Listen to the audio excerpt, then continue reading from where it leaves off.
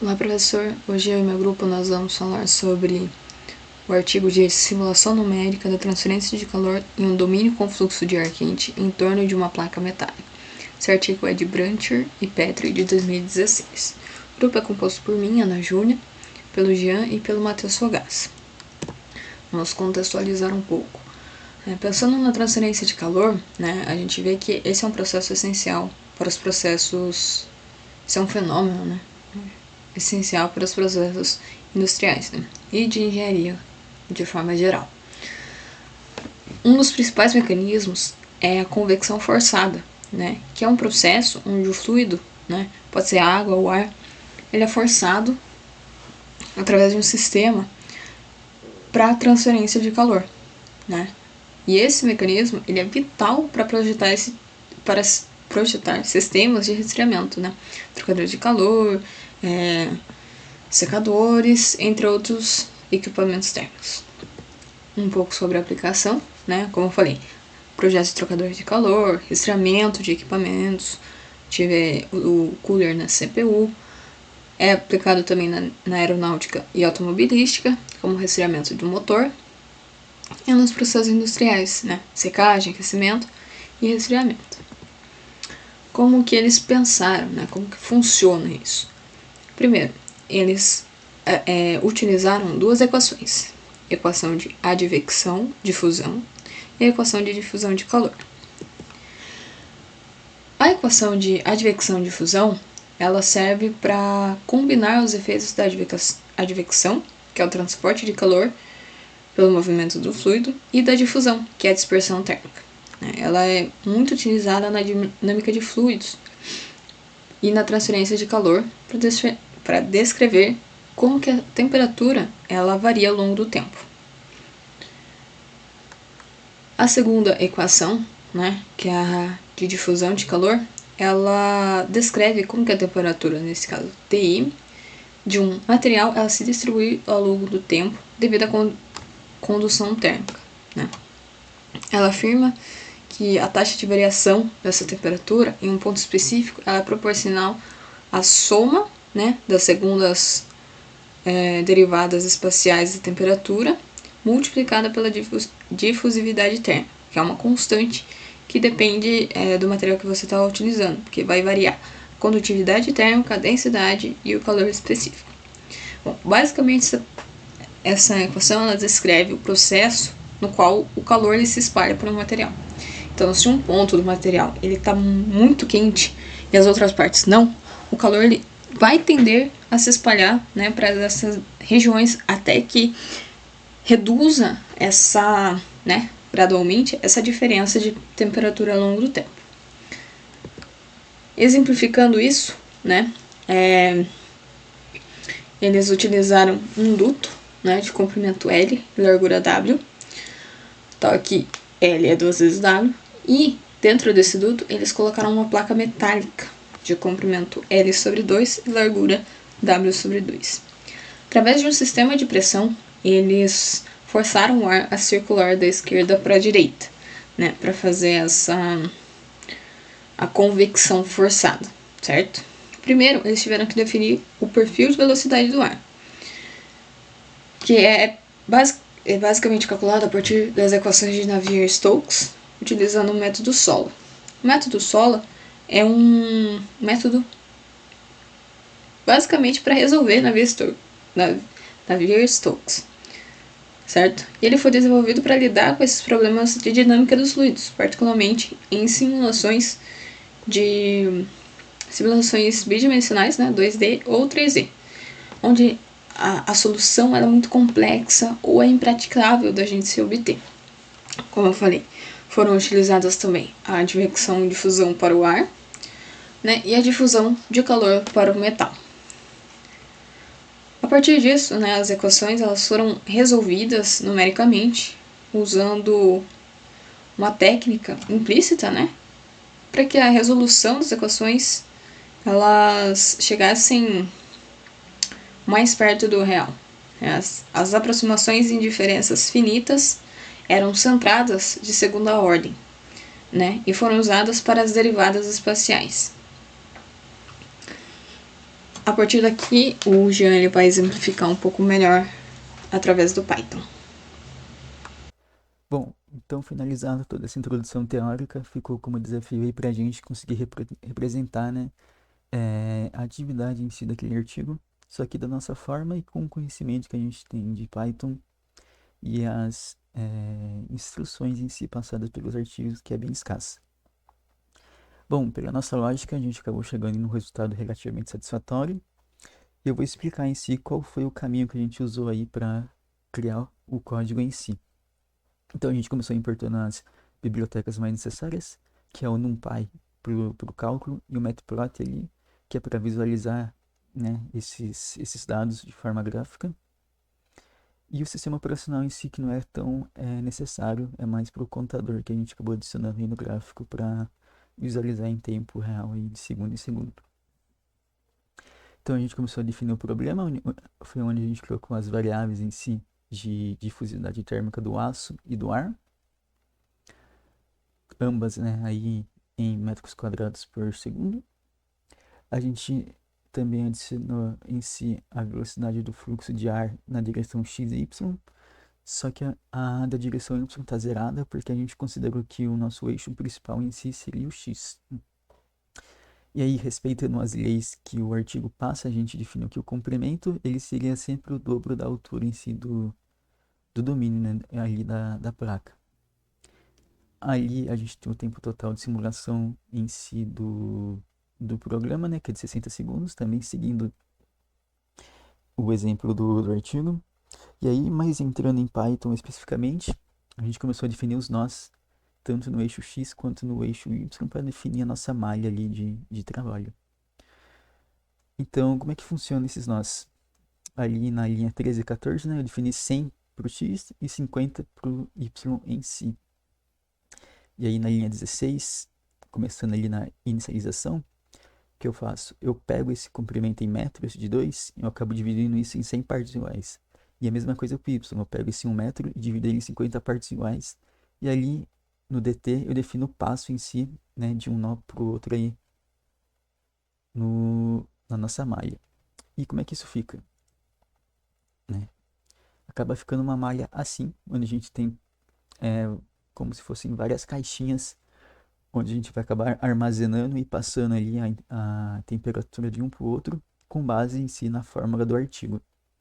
E aí o que acontece? Com base no que a gente vai aumentando ou diminuindo essas divisões, a gente vai ter ali, com mais divisões, uma melhor resolução, porém, né, quanto mais divisões eu colocar ali, maior vai ser o consumo da minha máquina e o gráfico ele acaba não ficando tão visível em tempo real, devido a esse mau desempenho que acaba trazendo. Né? E aí, o que a gente faz ali na linha 22? Toda essa malha de nós aqui, toda essa malha de caixas que estão armazenando energia, a gente basicamente ali termina de criar a malha com todas as temperaturas zeradas, né? E por último, o que eu faço é definir onde que vai ficar a nossa placa metálica, né? Que a gente seguiu também o exemplo do gráfico em si, que ela fica entre ali a metade pro final, né? Tanto no eixo X quanto no eixo Y. Bom, essa parte do código em si, basicamente a gente define o caminho para salvar as imagens, formata o gráfico da forma que a gente acha necessário em si e serve basicamente para isso, para salvar as imagens nos tempos que a gente precisa, né? Aqui no caso são os tempos 2, 4, 9, 20, 40 e 60, que também está definido lá no artigo em si. E aí, a parte mais importante aqui, a gente chegou, que são as fórmulas, né? Então, aqui na primeira equação, que é a difusão do ar, a gente vai ter a fórmula que foi apresentada no artigo. Isso tudo a gente trouxe aqui pro código em si, né? E uma derivada ali, uma derivada dupla em si. E aí a gente tem a equação 2 que a gente também trouxe para cá, né? E aí a gente adiciona aqui uma condição para entender a partir de qual momento que ele acaba ali passando a temperatura em si para a placa metálica e não só no ar, né? E bom, aí o que acontece? Para contextualizar, é, o... no início da criação do código a gente conseguiu chegar no resultado necessário, porém a gente tinha uma certa dificuldade em conseguir integrar 100%, né, da forma que estava apresentada no artigo e conseguir representar 100% o que estava acontecendo ali. Aí, para isso acontecer de maneira correta, o que a gente teve que adicionar em si no código? Uma condição de contorno, para que as extremidades em si do gráfico eles não ficassem perdidos ali, né? Que a temperatura em si acabava não passando direito corretamente ali.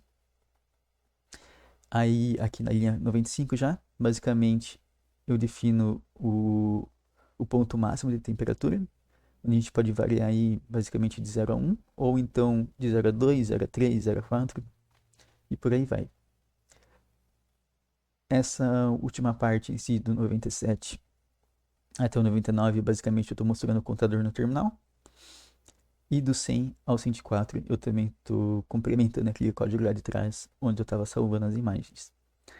E essa última parte, do 105 ao 110, eu estou atualizando o gráfico em si e sempre mostrando ali com base no tempo de update que eu acabei incrementando, né, de 2 segundos.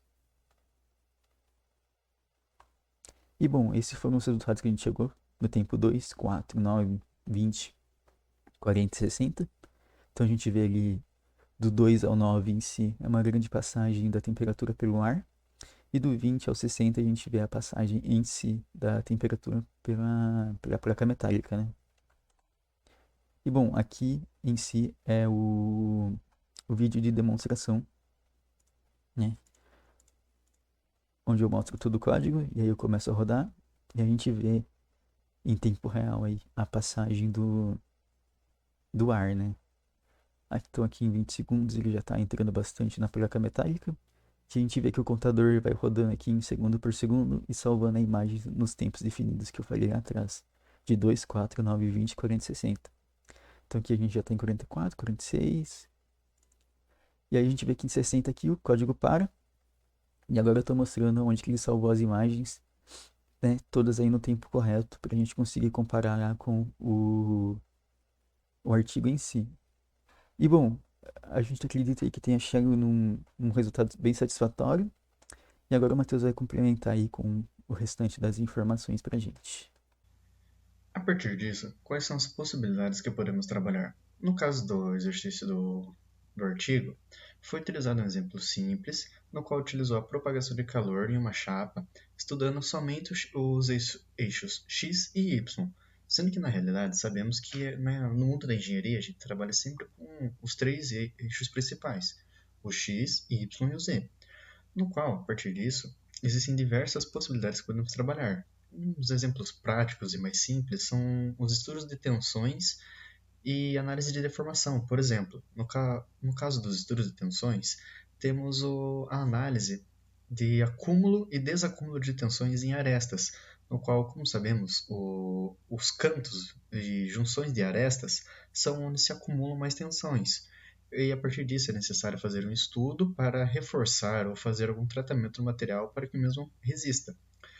E também temos o caso da análise de deformação, que como temos um alongamento no material, nesse caso é um material que está sendo ensaiado por tração, então ele estica, é necessário saber o quanto o mesmo vai diminuir o seu diâmetro, uma vez que o volume do mesmo se mantém.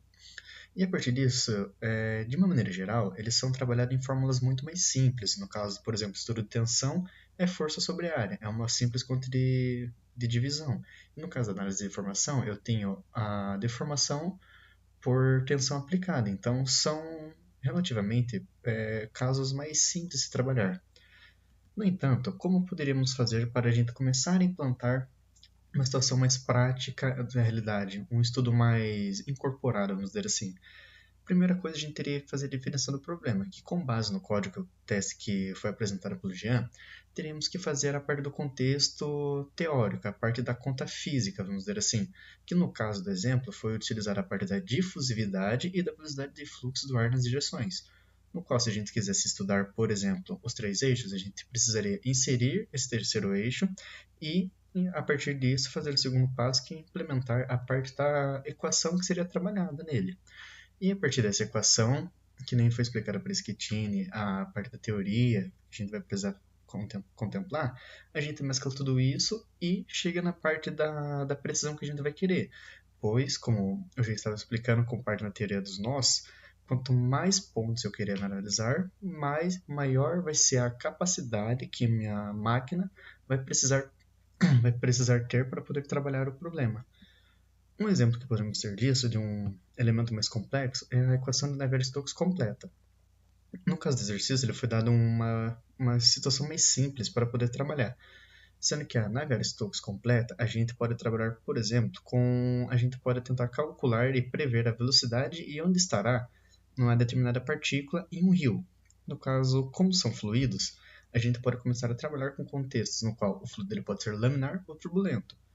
No caso, se o fluido for laminar, ele vai ser muito mais tranquilo de se prever uma trajetória dele, pois ele é um fluxo contínuo. Agora, se for turbulento, como ele é muito bagunçado, começa a formar alguns vórtices no fluido, a gente começa a ter uma complexidade muito maior.